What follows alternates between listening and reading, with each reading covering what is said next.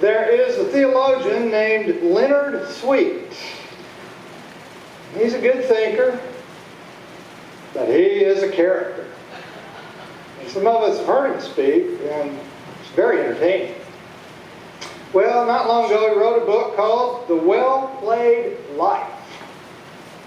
And in that book he writes that play brings faith to life. And in order to convey what he means, he tells a story about a 19th century immigrant to the United States. The immigrant passed through Ellis Island by way of the Statue of Liberty. And then one day he was found walking the tracks of Lehigh Valley Railroad in New Jersey. He carried everything he'd brought from the old country on his back.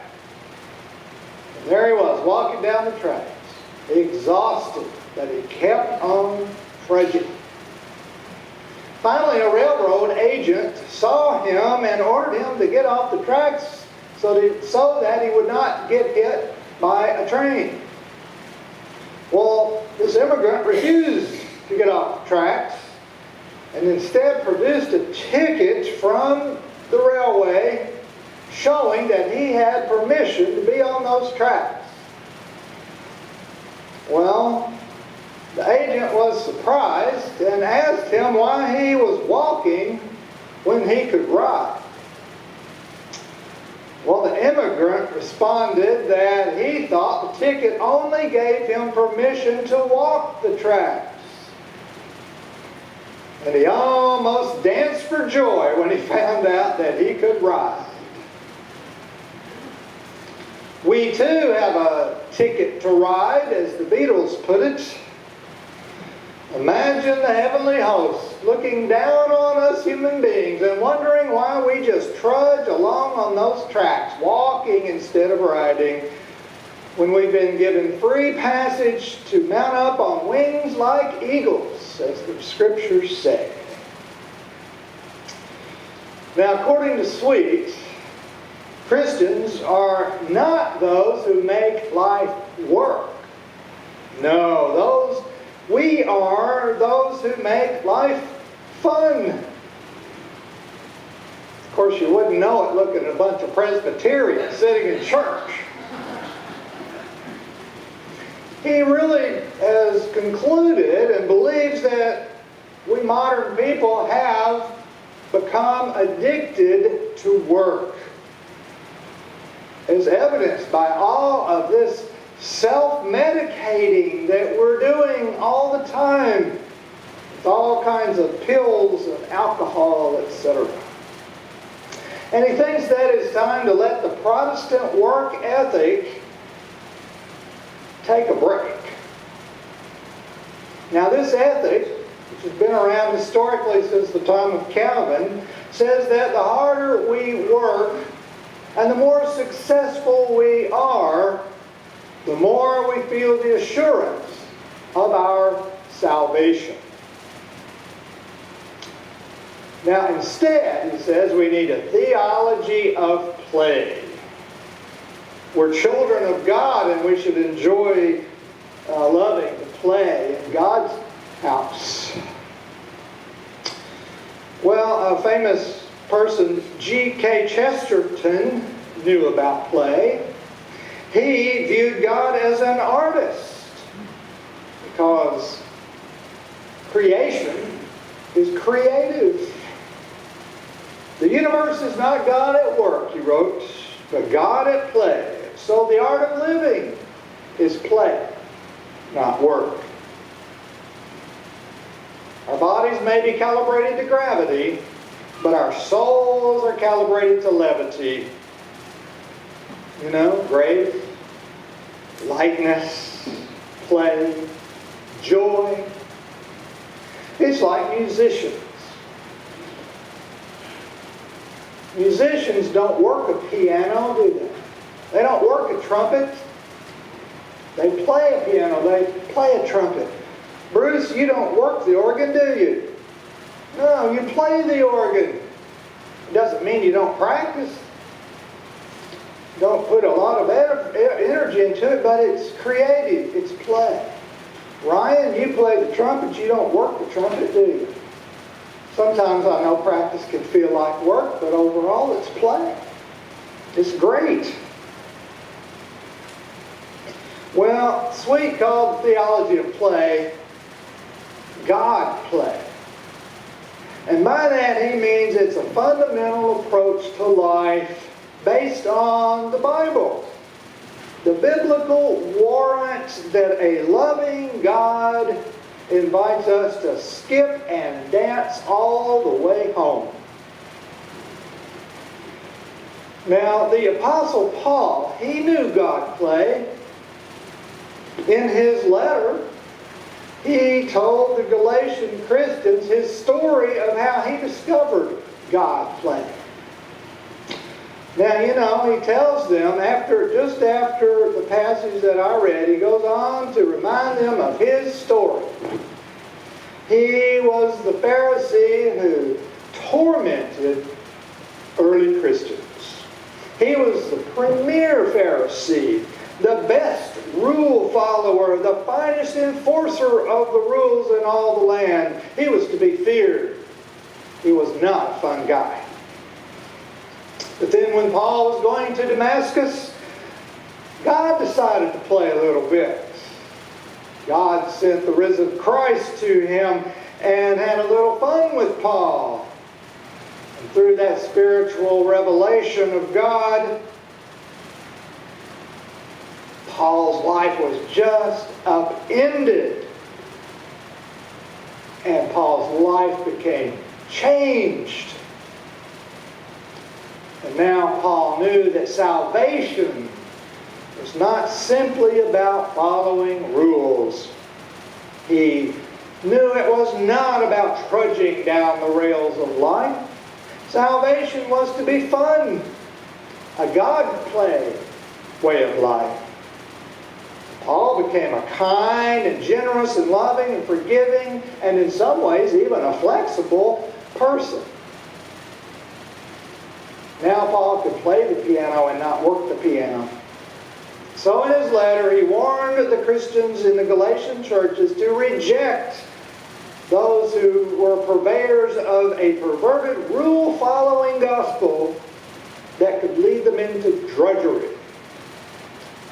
Instead, he urged them to continue following the gospel that Christ had given him and that he had passed on to them. Enjoy God. Enjoy each other. Ride the train, don't walk the tracks. It's about God play. Which brings me to us. We human beings have a hard time with God play, don't we? When we grow up anyway. We're like Adam and Eve in a way. They lived in paradise. They had no shame. They were in the Garden of Eden. But then they made a mistake of disobeying God. Even then they tried to play hide and seek with God. They were doing the hiding and God was doing the seeking. But God was not in a playful mood that day. And God kicked them out of the garden. That's where they discovered work. That's where they discovered pain and suffering. So we've lived outside that garden all along. And so we human beings have to rediscover how to play. We have to learn all over again once we lose it. Now, one thing I think that makes it hard for us to have a life of God play is that our brains get rather, the more we grow, our brains get rather like a spring, a big steel spring that gets compressed. And you know, when you compress a spring, it gets a lot of tension. And it's got a lot of potential energy and it wants to be released. But we don't let it release. No, we're keeping it tight. And it takes all of our energy to keep that brain tight, that spring. And our brains, here we go, we're compressing our minds. We're making a lot of tension and we keep pressing and pressing and We don't let our minds be released. And how do we press our minds to get them so tense so that it takes up all our energy and it's not any fun? Well, we have to manage our lives all the time, and sometimes that managing requires a little compressing. And then there is controlling. And boy, that's a lot of compressing. Especially if you're one of those that feels like you have to control all your environment around you all the time in order to feel okay. Boy, that takes a lot of energy and compression. Controlling yourself's hard enough, much less trying to control everybody around you. And then there's worry. Oh boy. Worry, worry, worry. Now, I was thinking, imagine standing before the Lord on Judgment Day. The Lord has the book of life and finds your name in it. Here you are, Fowler. I see that you were worrying over a sliver of grass. What's that all about? Don't we worry over the silliest things? We blow them up and make the big things. Well, this happened just the other day. I can mow my grass as well as the next person. My problem is getting to it. Once I get to it, I'm okay. So my grass was getting a little long, and I was worried about that. So I get on my mower, and I'm mowing the grass, and all is well. And out by the curb, it's kind of rounded and then stretched and rounded again. And I can get everything up to a little sliver of grass right at the edge where the curb is. So when I started mowing, it started sprinkling. So I mowed and I mowed through the sprinkling, but everything was really getting wet. I knew that I would have to fire up the old trimmer, which I hadn't done all winter, and I don't like that trimmer anyway, and I'm about to get rid of it and get a new one. So I didn't really want to get it out. So I sort of delayed. After all, it was raining. And it rained the next day, and I got busy with the week. And so that little bit of strip of grass there at the edge, it started growing. That rain in the spring, it makes that grass grow. So that little bit of grass started growing, and before long it started looking like weeds, a big old strip of weeds right there. And I was feeling embarrassed about it. I knew I had to get out there and get it done.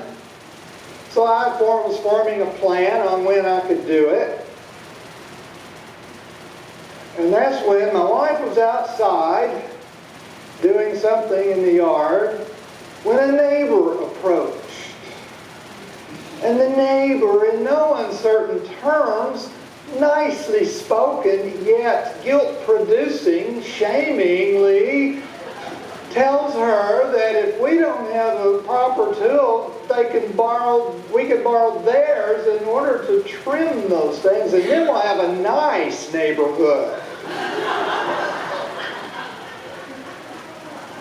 I tell you, now what's that neighbor going to tell God at Judgment Day? Huh?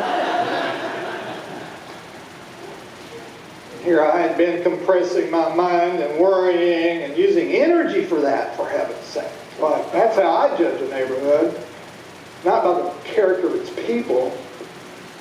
Well, anyway, as soon as my wife told me that, I quit worrying. I started playing. And I thought, well, in my time frame, I know about when I'm going to get that cut, and by golly, if it grows another inch high before it gets cut, that's okay with me. And I must say, in my little revenge fantasy, I didn't mind wondering how that neighbor was doing with that.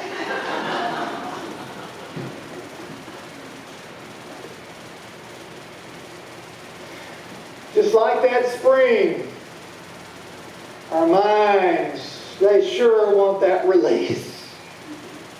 They want to be free. And so, God, I think, in part, had to send Jesus to remind us to let go and revel in God's grace and love and justice.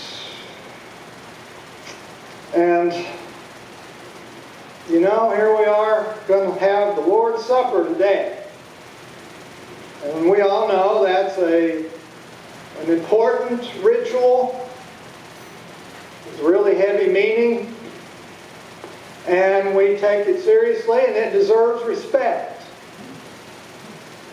And sometimes we are pretty quiet with it. But you know, based on the Passover meal, the Passover was a genuine meal with children and play and conversation and joy as well as seriousness. And as Jesus and the disciples came together, it was that Passover meal, and they had conversation and joy as well as seriousness. And so we too, as we come to share the Lord's meal today, let us do it in a spirit of fellowship and joy as we share the spiritual food that the Lord has to offer us. Amen.